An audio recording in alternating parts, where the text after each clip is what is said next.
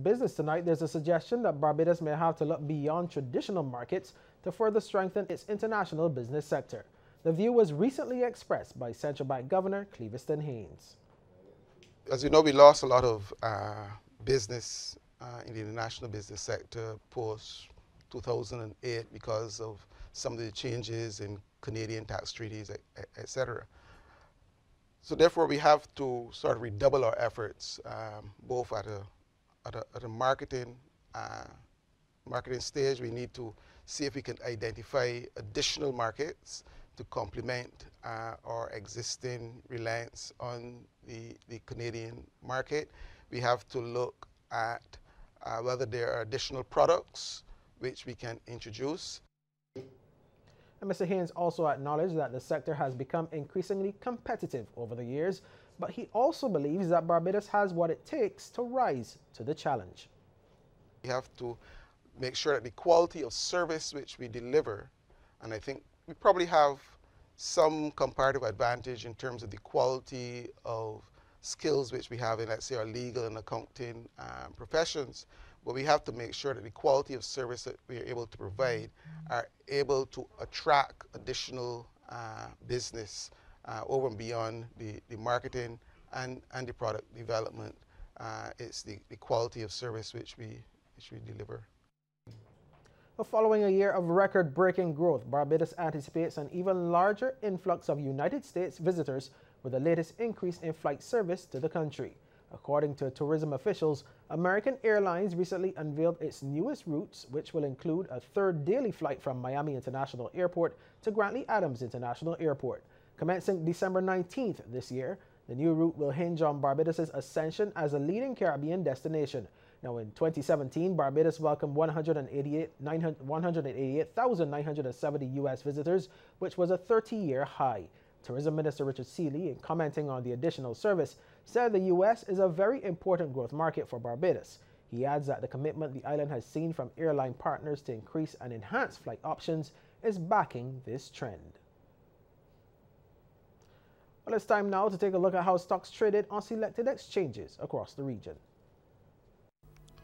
First up in Jamaica, Carreras Limited was the volume leader with 1,753,816 units, and they were followed by Sagicor Group Jamaica Limited and NCB Financial Group Limited.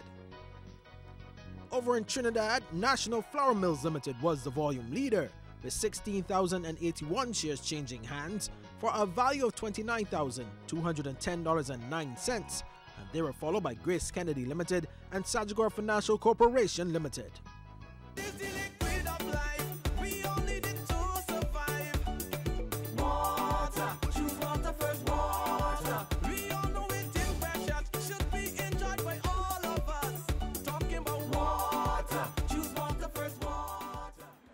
On Water Wednesdays this week, we want to give you another update on what's happening here at the Accra Beach. Of course, many people have been concerned about the environment, seeing sewage go into the sea here on the south coast. Of course, this is in relation to problems that we've been having with sewage in this area.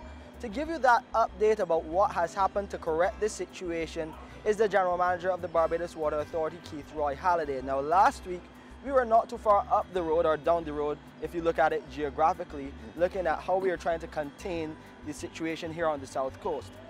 That situation which went viral on social media, and even although that was a one-day episode, people continue to share it, so it looked like a bit longer than it actually was in reality. So just give us an update on that situation and tell us what has happened since to address the situation here on the Accra Beach. Certainly. The situation, yes, was very short-lived. We were able to create a berm, and since then we've been able to contain that berm. The berm really just holds back any liquid or water flowing onto the beach, which of course, as you've indicated time and time again, is a primary concern for us. Here at the Wortley Beach facility, what we have done since that time, as we had indicated was going to happen, we have isolated the beach facility. We have installed a plug so that the sewage is only staying in the main lines and going towards the plant. And in effect, that also prevents any sewage from the plant facility from going into a sewage network. The sewage network being supercharged was not allowing sewage from the facility to flow into the network, and that's why we were getting the reversal happening, and therefore the sewage on the beach at that time. What's the next steps really are that we're going to continue to clean up the area. We have haulers at the moment that are pulling the sewage out of the drainage canal. We believe that we should be able to complete that today in terms of whatever sewage is remaining. But beyond that, we still have to do some rehabilitative work.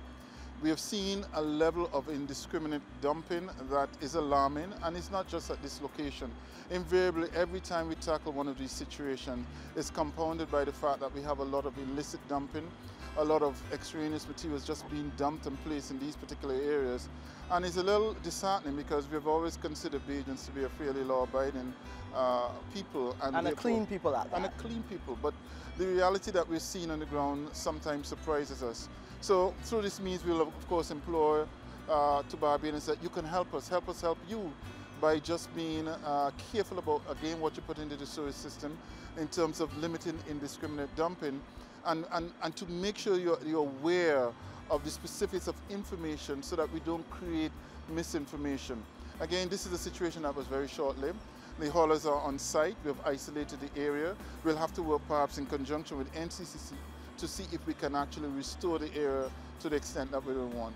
But I'm happy to report that we've achieved what we wanted to achieve in terms of dealing with this particular situation. And our guys are fairly confident that they've done a good job. Okay, on the other side, this is just part of a problem that you had to address, a snapshot of what's happening on the South Coast. Yes. The injection wells, they are still being worked on. What's happening there at the South Coast Sewage Treatment Plant now? The injection wells are progressing, as we expected.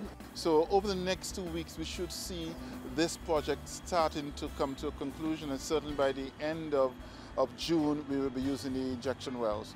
So we've asked Barbadians to bear with us. It's been a long process. But again, I want to emphasize this is but for the first major stage. We have a number of progressive steps that will follow off of this.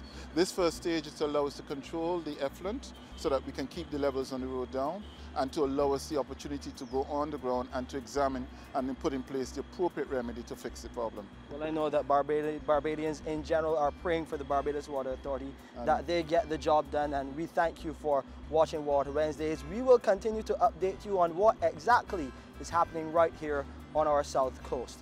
To view this or a previous episode again, please visit our website www.barbadoswaterauthority.com, or you can go to our YouTube channel.